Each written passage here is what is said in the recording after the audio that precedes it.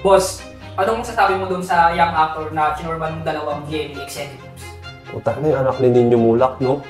Anak ni Ninyo Mulak yun eh. Tayo hindi na bago yan. Matagal ng kalakaran yan sa industriya. Napakadaming sex predator dyan sa industriya. Matagal na nangyayari yan. Alam na yan ng mga matatagal na sa industriya. Kumbaga ilumang tugtugin na. Daming ganyan. Gusto mong sumikat? Putang ina, patikim ka muna kay boss. Hindi lang sa lalaki, mga kaibigan. Pati sa mga babae, uso yung ganyan. Kaya pansinin mo ang daming artista. Hindi mo alam kung saan galing. Basta lang tumubo na parang kamote, biglang sumikat. Pero puta, wala namang katalent-talent. Walang kalatoy-latoy umarte. Guwapo lang, saka maganda lang. Sexy. Literal na puhunan, katawan. Malaman-laman mo, puta na bata pala ni boss. Sinisibak pala ni boss. Napangakuhan pala ni boss. Kaya kahit walang talent, puta, sunod-sunod ang projects. Pila. Matagal ng kalakaran yan, lalo noon, nung wala pang internet. Kasi noon, mainstream lang ang way mo kung gusto mong sumikat eh. So dadaan ka talaga dyan sa mga nakaposisyon, ng mga sex predator kung gusto mong maging sikat na artista. Ganyan yung madalas nilang criteria. Maganda, pogi,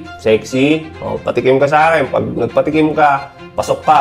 Ha? Kaya ngayon walang ma-produce na magandang palabas eh. Kasi yung mga talents, puta, hindi marunong umarte. Di ba? Nagpa-jorba lang kay boss. Kaya puta, nakasama dun sa casting. Kahit saan naman mga kaibigan, kahit saan trabaho, uso yung ganyan. Kahit yung mga normal na trabaho, sa kumpanya, puta na, gusto mo ma-promote, maganda ka, pogi ka, bet ka ni boss, sure ball ang promotion mo. Patikim ka lang. Kahit nga yung mga putyo-putyong mga pageant-pageant sa barabarangay, sa mga bayan-bayan, may ganyan din eh. Uso din yung ganyan eh. Gusto mo makapasok sa ganito, gusto mo makasungkit ng title, pucha, ako bahala sa'yo. Pag-usapan natin sa kama, patikimin mo lang ako. Ha?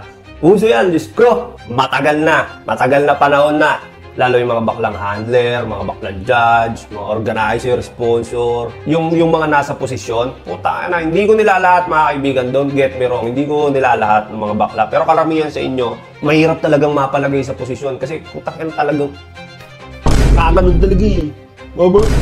Yung talagang priority. Kalimitan talaga sa inyo, patay gutom sa burat. Oo, kahit anong institusyon. Talagang hada ang aabutin mo dyan sa mga yan. Gagamitin nila yung posisyon nila, yung kapangyarihan nila, matikman ka lang. Puta na tapos, pag nahada ka na yung mga yan, puta, ibibida nila yan doon sa mga kapwa nila bading. Na nahada ka nila, na naano ka nila, na tsorba ka nila. Kasi puta na, ganyan yung yabangan nila eh. Kumbaga parang dyan, yan yung nagbumatter eh. Kumbaga paramihan na natsupang burat. Yan yung... Paramihan na tsupang burak, mas mataas ka sa lipunan eh. Diba? Pero again, hindi ko nila lahat. Kasi meron pa rin namang mga baklang professional talaga. Pero bira, sobrang rare ka makatagpo ng baklang professional talaga na hindi priority yung tsorba. Iilan lang yung ganyan. Anyway, going back, na matagal na nangyayari yan. Ha? Ang pagkakaiba lang dito sa issue ngayon, puta na, unlike yung iba na may mutual understanding, kumbaga may mutual agreement, di ba? Inoperang ka ni boss, gusto mo sumikat, o pasisikatin kita, patikim ka muna, tuwad ka muna. Pumayag si talent, di ba? Kumbaga may mutual agreement eh. Ginusto din, kumbaga, nung talent. Walang pwersahang naganap. Wala tayong magagawa doon. Kasi kusang loob eh, di ba? Nagigets nyo? Unlike dito, base sa detalye, puta na, walang ano eh, walang kusang loob na naganap eh. Ang sabi-sabi eh, dinala sa hotel, ang sabi eh, magiinom daw ng mga kapwa-artista after party. Tapos pagdating doon, eh, tatlo lang sila, may lasing, at saka pinagsamantalahan. Yun ang sabi-sabi, ha? Kaya kung ganun man ang nangyari, puta, pasok na pasok sa rape. Pasok talaga. Butin lupa, City Jail, ang pasok mo ngayon, kaibigan. Kung talagang totoo tong issue to, puta, may makakalaboso talaga. At dapat may makakalaboso, dapat may managot. Kasi hindi purkit lalaki yung ni-rape, eh, puta nga na, okay lang. Purkit lalaki yung ni-rape, eh, tatawan-tawanan lang natin, gagawin lang natin comedy. No, dapat may managot. Dapat may makakalaboso. Puta na, pag ang kaso mo pa naman ay rape at ikaw ay nakulong, puta na, sinasabi ko sa'yo, yari ka sa mga kosa.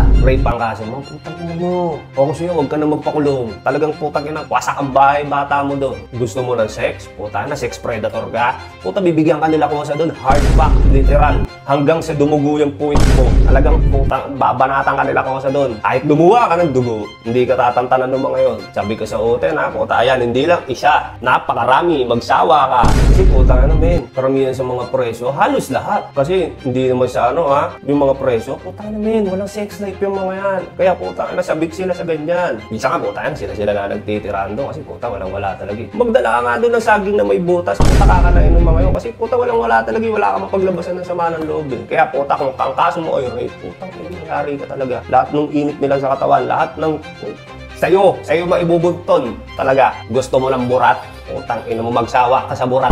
Magsasawa ka sa burat. Pero sinasabi ko sa'yo, hindi ka mag-i-enjoy. Talagang pagsisisihan mo lahat ng nagawa mo kasalanan. Baka pati yung kasalanan ng tropa mo na hindi mo ginawa, baka pagsisihan mo din eh. Oo, pag napapasok ka sa PE-tan at ang kaso mo rape, sinasabi ko sa'yo, matik yan. Basta rape ang kaso mo, may ibang treatment sa'yo sa kulungan. Kaya sinasabi ko sa puta, magpakulong ka na sa kahit anong kaso, wag lang rape. Kasi putang ina, sasapitin mo doon, mas matindi pa sa impyerno. Pag ang kaso mo rape, lalo, o ang ni-rape mo ay minor de edad, bata. Tangina mo, sabi ko sa'yo, tumalong ka na lang sa building kaysa magpakulong ka. Kaya hindi mo magugustuhan talaga. Alam na alam ng mga tao yan. Impyerno, ang sasapitin mo dyan. Yung pinaranas mo sa biktima mo, putang ina mo, ibabalik ng mga kusa yan. 100 times, mas higit pa. Promise, ano bibiro. Alam na alam yan. Kaya kung totoo man tong issue na to, putang ina, good luck talaga. Good luck, die. At kung talagang nagkasala, sana mapanagot yung may sala. Kasi, putang ina, hindi porkit lalaki yung biktima, baliwala lang. Hindi. Dapat mapanagot kung sino yung may sala. At sana, hindi kayo pagtakpa ng kumpanya nyo at manipulahin ang mga balita dahil kayo may posisyon, ha? GMA, o GMA, ha? Ang inyong slogan, walang kinikilinga, walang pinoprotektahan, o baka naman, ha?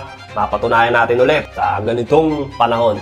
Managot ang dapat managot yung mga ganyang klase ng tao. Putang, hindi yan nababagay sa mga ganyang institusyon. Hindi yan nagkakaroon dapat ng posisyon. Kasi kapag ka nagka-posisyon niya, mga yan, nagkaroon ng kapangyarihan, putang, ginagamit nila para makapangolekta ng burat.